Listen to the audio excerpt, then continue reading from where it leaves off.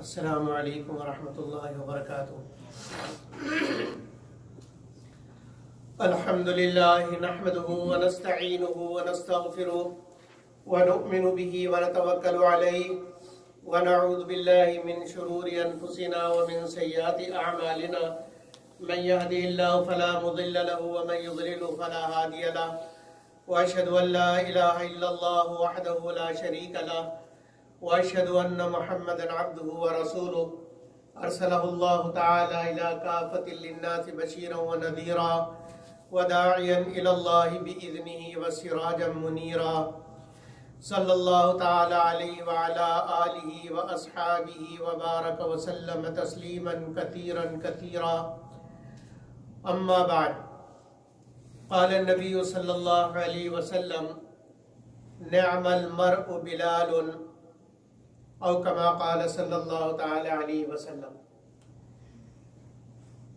میرے عزیزوں، بھائیوں، دوستوں، بزرگوں، آج کے خطبے میں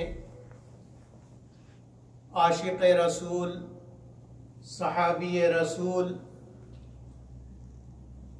مؤذن رسول، منتظم رسول حضرت بلال رضی اللہ عنہ کے بارے میں کچھ باتیں عرض کرنی ہے۔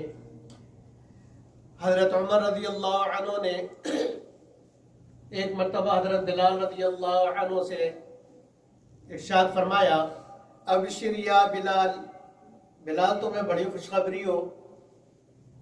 حضرت بلال رضی اللہ عنہ نے فرمایا کہ عمر کس چیز کی خوشخبری دے رہے ہو؟ حضرت عمر رضی اللہ عنہ نے فرمایا کہ اس بات کی خوشخبری دے رہا ہوں کہ میں نے نبی اکرم صلی اللہ علیہ وسلم سے سنا، نبی اکرم صلی اللہ علیہ وسلم ارشاد فرما رہے تھے کہ کل قیامت کا دن ہوگا اور ساری مخلوق حساب کے لیے میدان میں جمع ہوگی۔ اس وقت بلال کس شان سے آئے گا؟ اس وقت بلال گھوڑے پر سوار آئے گا، اس گھوڑے کی ٹانگیں سونے کی ہوں گی اور اس کا لگام ہیرے اور یاقوت کے ہوں گے، اور بلال کے ہاتھ میں ایک جھنڈا ہوگا، اور بلال اپنی قبر سے نکل کے جب میدان حشر کی طرف چلے گا تو جہاں جہاں سے گزرے گا وہاں کے مؤذن اس کے ساتھ ہوتے چلے جائیں گے۔ ساری دنیا کے مؤذن حضرت بلال رضی اللہ عنہ کے پیچھے، اور حضرت بلال رضی اللہ عنہ کے ہاتھ میں جھنڈا، میدان جنگ میں جھنڈا اسی کے ہاتھ میں ہوتا ہے جو سردار ہوتا ہے، جو کمانڈر ان چیف ہوتا ہے، جھنڈا اسی کے ہاتھ میں ہوتا ہے۔ تو بلال رضی اللہ عنہ ساری دنیا کے مؤذنوں کے کمانڈر ان چیف ہوں گے اور قیامت کے دن حاضر ہوں گے، اور اس شان سے چلتے چلتے چلتے اللہ کے نبی نے فرمایا بلال خود بھی جنت میں جائے گا، اپنے ساتھ سارے مؤذنوں کو لے جائے گا۔ اور فرمایا کہ نبی اکرم صلی اللہ علیہ وسلم نے دوسری خوشخبری یہ سنائی، اطول الناس اعناقا یوم القیامہ المؤذنون، کہ قیامت کے دن سب سے لمبی گردنیں مؤذنوں کی ہوں گی، لمبی گردن والے مؤذن ہوں گے۔ لمبی گردن کا کیا مطلب ہے؟ لمبی گردن کا مطلب یہ ہے کہ خوبصورتی کے لیے ان کی گردنیں لمبی ہوں گی، ایک سیدھا سا مطلب یہ ہے۔ اور دوسرا مطلب مفسرین محدثین نے یہ بیان کیا ہے کہ جب آدمی کو یہ امید ہوتی ہے اور اس کو یقین ہوتا ہے کہ مجھے کچھ انعام ملنے والا ہے اور مجھے بڑی چیز ملنے والی ہے، بڑا ایوارڈ ملنے والا ہے، اور بہت قیمتی چیز، اعلیٰ چیز ملنے والی ہے، مجھے بڑا اعزاز ملنے والا ہے، تو اس کو سکون نہیں ہوتا، وہ اٹھ کے دیکھتا ہے، گردن اونچی کر کے دیکھتا ہے کہ کب وہ وقت آئے اور مجھے وہ انعام ملے، مجھے وہ اکرام ملے، مجھے وہ اعزاز ملے، مجھے وہ تاج ملے جس کا میں مستحق ہوں اللہ کے فضل و کرم سے۔ تو وہ اونچا ہو کے دیکھنے کی کوشش کرتا ہے کہ جلدی وہ گھڑی آ جائے۔ تو فرمایا کہ یہ مطلب ہے کہ مؤذنوں کو پکا یقین ہوگا اللہ ان کے دل میں ایسا یقین پیدا کریں گے کہ تم تو بالکل بے فکر رہو، بالکل مطمئن رہو، تمہیں قیامت کی ہولناکیوں کی کوئی پرواہ نہیں کرنی چاہیے، تم مامون ہو، مطمئن رہو، تمہیں انعام ملے گا اور تم جنتی ہو۔ تو جب ان کے دل میں اللہ یہ بات پیدا کر دیں گے تو اس لیے وہ گردنیں اونچی کر کر کے دیکھیں گے کہ وہ گھڑی کب آئے کہ ہمیں یہ اجازت ملے کہ جنت میں داخل ہو۔ تو فرمائے بلال رضی اللہ عنہ کے ہاتھ میں جھنڈا ہوگا اور بلال رضی اللہ عنہ گھوڑے پر سوار ہوں گے اور اس شان سے سارے مؤذنوں کو لے کے جنت میں چلے جائیں گے۔ یہ تو بلال رضی اللہ عنہ کا اعزاز ہے، لیکن یہ اعزاز ملا کیوں؟ اصل بات یہ ہے کہ اعزاز کی وجہ کیا ہے؟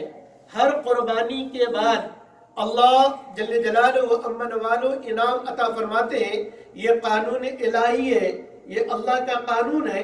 پھر جتنی بڑی قربانی اتنا بڑا انعام، جتنی بڑی قربانی اتنا بڑا انعام، یہ اللہ رب العزت کی طرف سے طے ہے۔ میرے عزیز بھائیوں اور دوستوں، بلال رضی اللہ عنہ وہ خوش قسمت انسان ہے اور ان لوگوں میں جو سب سے پہلے مسلمان ہوئے۔ مردوں میں حضرت ابوبکر رضی اللہ عنہ، عورتوں میں حضرت خدیجہ الکبریٰ رضی اللہ عنہ، بچوں میں حضرت علی رضی اللہ عنہ، اسی غلاموں کے اندر سب سے پہلے ایمان لانے والے حضرت بلال رضی اللہ عنہ ہیں۔ حضرت بلال رضی اللہ عنہ کا ایمان لانا بھی بڑا عجیب، علماء نے لکھا ہے کہ غار حرا کے اندر بالکل ابتدائی زمانے میں، بالکل ابتدائی زمانہ اور ابتدائی وقت جب نبی اکرم صلی اللہ علیہ وسلم نے اعلان فرمایا نبوت کا، اور لوگ سارے کے سارے دشمن، سارا قبیلہ دشمن، سارا مکہ دشمن، سارا حجاز دشمن، سارے لوگ دشمنی پر اتر آئے۔ نبی اکرم صلی اللہ علیہ وسلم کی عادت مبارکہ اور عادت شریفہ تھی کہ آپ غار حرا تشریف لے جاتے اور وہاں عبادت میں اپنا وقت گزارتے۔ غار حرا کے اندر حضرت ابوبکر رضی اللہ عنہ ایمان لا چکے تھے۔ حضرت ابوبکر رضی اللہ عنہ اور نبی اکرم صلی اللہ علیہ وسلم غار حرا میں تھے۔ بھوک، فاقہ، یہ سارا کچھ چل رہا تھا۔ دیکھا کہ ایک غلام بکریاں چرا رہا ہے۔ حضرت بلال رضی اللہ عنہ حبشہ کے ان کے زمانہ جاہلیت کے اندر اور زمانہ غلامی کے اندر امیہ بن خلف کہ یہ غلام تھے، کسی نے ان کو اغوا کیا، حبشہ سے لا کے بھیج دیا۔ جب سے یہ غلام تھے امیہ بن خلف کے اور ان کی ذمہ داری اس کی بکریاں چرانا تھی۔ بکریاں چرا رہے تھے، نبی اکرم صلی اللہ علیہ وسلم نے ان کو آواز دی، او غلام حاضر ہو گئے جی، کہا تم ہمیں دودھ پلا سکتے ہو؟ بکریاں تمہارے پاس ہیں، تم ہمیں دودھ دے سکتے ہو؟ انہوں نے عرض کیا کہ میں ان کا دودھ کیسے دوں؟ یہ تو ساری بکریاں ایسی ہیں جن میں دودھ ہی نہیں ہے، ڈیڈ بکریاں ہیں، ان میں دودھ نہیں ہے، ان بکریوں میں دودھ نہیں ہے، تو ان کا دودھ میں آپ کو کیسے دوں؟ نبی اکرم صلی اللہ علیہ وسلم نے ارشاد فرمایا کہ اجازت دینا تمہارا کام ہے اور تمہاری اجازت سے جب محمد کا ہاتھ لگے گا تو دودھ کی نہریں جاری کرنا میرے رب کا کام ہے۔ کہا جی وہ کیسے ہو سکتا ہے؟ نبی اکرم صلی اللہ علیہ وسلم نے ارشاد فرمایا کہ یہ جو سامنے والی بکری ہے یہ لے آؤ، میں اس کو دیکھ لوں۔ اس نے کہا یہ بالکل ڈیڈ ہے، اس کے اندر کوئی دودھ نہیں، اس کے تھن بالکل خشک ہیں۔ نبی اکرم صلی اللہ علیہ وسلم نے اللہ کا نام لے کر جیسے ہی ہاتھ لگایا تھنوں کو، ان تھنوں میں اللہ نے دودھ کی نہریں جاری کر دی۔ اب برتن پہ برتن بھر گئے، ایک بھرا، دوسرا بھرا، خود بھی پیا، ابو بکر رضی اللہ عنہ کو بھی پلایا، بلال رضی اللہ عنہ کو بھی پلایا، اور برتن بھرتے چلے گئے۔ یہ پہلا معجزہ حضرت بلال رضی اللہ عنہ نے دیکھا۔ دوسرے دن پھر حضرت بلال رضی اللہ عنہ اسی شوق میں بکریاں چراتے ہوئے پھر وہاں آ گئے، اور پھر اللہ کے نبی کو دودھ پلایا۔ اب اللہ کے نبی صلی اللہ علیہ وسلم نے دعوت کا اسلوب امت کو بتلایا کہ دیکھو دعوت کا اسلوب کیا ہے، کہ پہلے تعلق بناؤ، پہلے دوستی بناؤ، جب دوستی ہو جائے گی تمہاری دعوت کا اثر ہوگا، اور جب دوستی نہیں، بغیر دوستی کے جا کے ساری دعوت دے ڈالی تو سامنے والا غصہ کرے گا، اس کے اوپر کوئی اثر نہیں ہوگا۔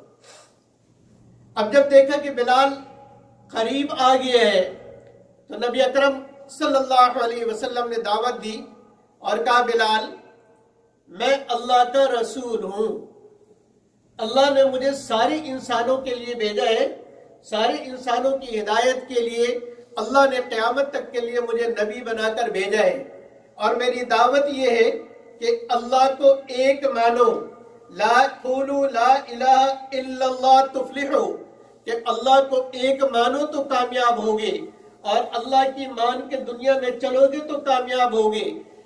نبی اکرم صلی اللہ علیہ وسلم کی محبت پہلے ہی حضرت بلال رضی اللہ عنہ کے دل میں گھر کر چکی تھی۔ اب جو دعوت سنی، دعوت سنتے ہی دل نے بھی گواہی دی، زبان نے بھی گواہی دی، اور فوراً کلمہ پڑھ لیا، اشہدو ان لا الہ الا اللہ واشہدو ان محمدا عبدہ ورسولہ، کلمہ پڑھ کے مسلمان ہوئے۔ بس یہ مسلمان ہونا تھا کہ ان کے اوپر مصیبتوں کے پہاڑ ٹوٹ پڑے۔ جب امیہ بن خلف کو پتہ چلا، مکے میں سب سے بڑا دشمن تھا امیہ بن خلف، جو مارا بھی نبی صلی اللہ علیہ وسلم کے ہاتھوں سے کیا۔ ایسا بدبخت انسان جس کو نبی نے قتل کیا، اس سے بڑا بدبخت انسان کوئی نہیں۔ جس کو رحمت للعالمین قتل کرے، اس سے بڑا بدبخت کون ہو سکتا ہے؟ یہ امیہ بن خلف ہے۔ اس نے اپنے غلام حضرت بلال کو پکڑا، اور پھر ظلم اور زیادتی جس قسم کی ہو سکتی تھی، جس قسم کی ہم اور آپ اور انسانیت تصور کر سکتی ہے، اس سے کئی گنا بڑھ کر اس کو ان کے اوپر ظلم کیا۔ انسانیت سوز ظلم حضرت بلال رضی اللہ عنہ پہ شروع کیا، اور پھر خود اکیلے ظلم نہیں کرتا، اس کے اس ظلم میں سارے مشرک شریک، کبھی ابو جہل کی باری مارنے کی اور ظلم کرنے کی، کبھی امیہ بن خلف کی، کبھی کسی کی، کبھی کسی کی، اور ہر ایک اپنی پوری طاقت، اپنا پورا زور ظلم کرنے پر لگا دیتا۔ کہ بلال اور ان کا مطالبہ کیا تھا کہ یا تو کلمہ کو چھوڑ دو، کلمہ کو چھوڑ دو اور ہمارے بتوں کی عبادت کرو، یا اس حال میں مر جاؤ۔ ہر ظلم کے بدلے میں حضرت بلال رضی اللہ عنہ کی زبان پر احد احد احد احد، نہیں اللہ ایک ہی ہے، اللہ ایک ہی ہے، اللہ ایک ہی ہے، تمہارے 360 کچھ نہیں، یہ بت خدا نہیں ہے، اکیلا اللہ خدا ہے۔ ادھر سے ظلم، کافروں کی طرف سے ظلم، ستم، اور حضرت بلال رضی اللہ عنہ کی طرف سے احد احد احد۔ میں تفصیل میں نہیں جاتا، تفصیل آپ حضرات جانتے ہیں۔ حضرت ابوبکر رضی اللہ عنہ نے اس ظلم میں دیکھا، بڑا دکھ ہوا،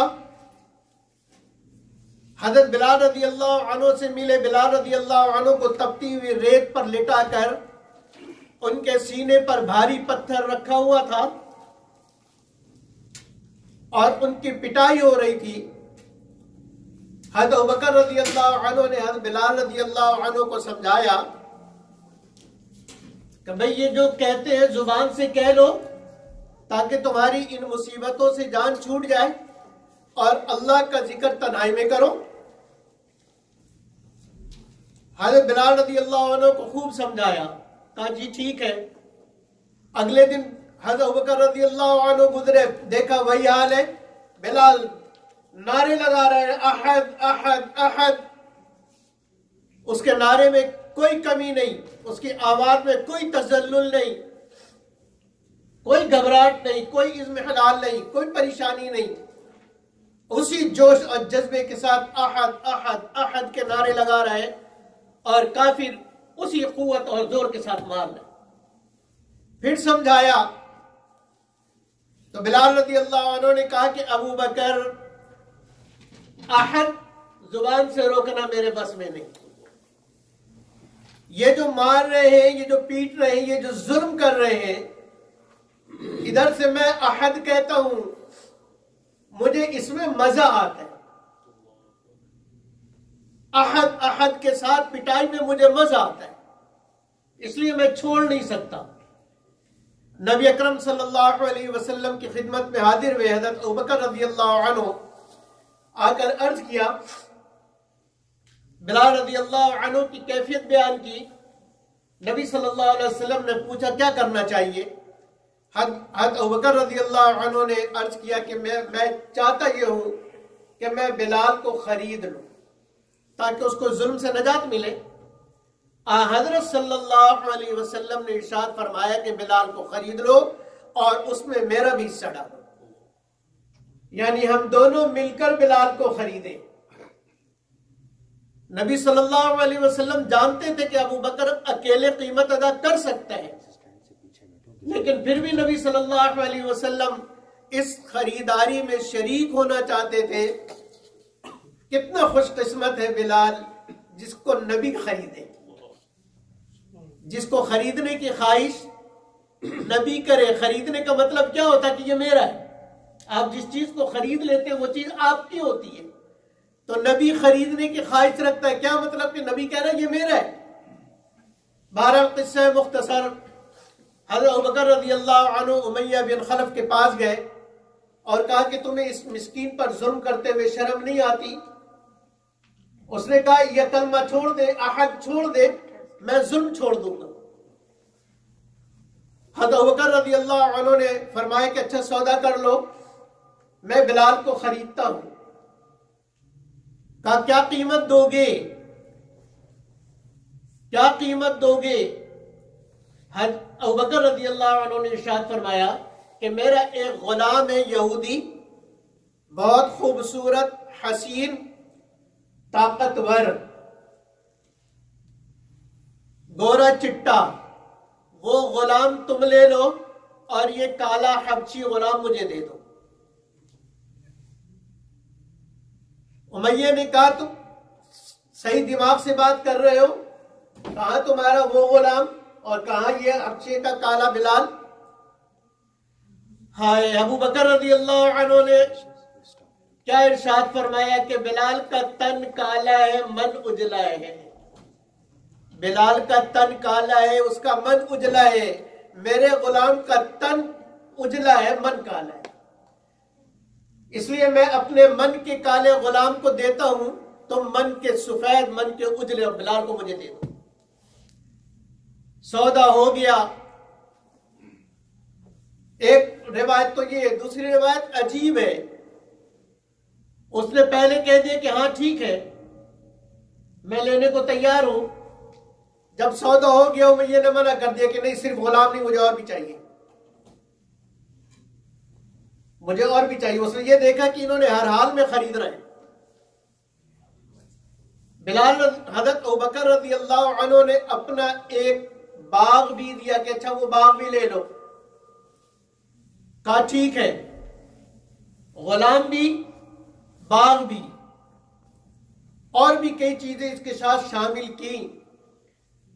حضرت ابوبکر رضی اللہ عنہ نے ہر حال میں خریدنا تھا، قیمت بڑھتی گئی، وہ بڑھاتے گئے اور دیتے گئے، یہاں تک کہ حضرت بلال رضی اللہ عنہ کو حاصل کر لیا، اور نبی اکرم صلی اللہ علیہ وسلم کے پاس جب پہنچے لے کر، اور آ کر عرض کیا کہ میں نے خرید لیا اور خرید کے اس کو آزاد بھی کر دیا۔ نبی اکرم صلی اللہ علیہ وسلم نے حضرت بلال رضی اللہ عنہ کو قریب کیا اور اپنے سینے سے لگایا۔ کتنا خوش قسمت تھا وہ سینہ، جو سینہ نبی کے سینے سے ملے، نبی کا سینہ جس سے جبریل کا سینہ ملا، کتنا خوش قسمت تھا۔ نبی کے سینے سے ملتے ہی سارا غم ختم، خوشیاں ہی خوشیاں۔ اور پھر اللہ نے ایسا اکرام کیا کہ جب تک نبی اکرم صلی اللہ علیہ وسلم حیات رہے، نبی اکرم صلی اللہ علیہ وسلم کی مسجد کا مؤذن حضرت بلال رضی اللہ عنہ معراج پہ نبی صلی اللہ علیہ وسلم تشریف لے گئے، فرمایا مجھے جنت میں داخل کیا گیا، میں نے آواز سنی پیروں کے چلنے کی، جبریل سے پوچھا یہ چلنے کی آواز کس کی ہے؟ کہا مدینے کے اندر آپ کا غلام بلال چل رہا ہے، اس کی آواز ہے۔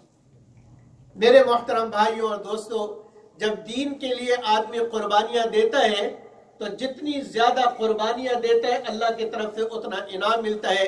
اللہ مجھے اور آپ کو ان حضرات کے نقش قدم پہ چلنے کی توفیق عطا فرمائے۔ وآخر دعوانا ان الحمدللہ رب العالمین۔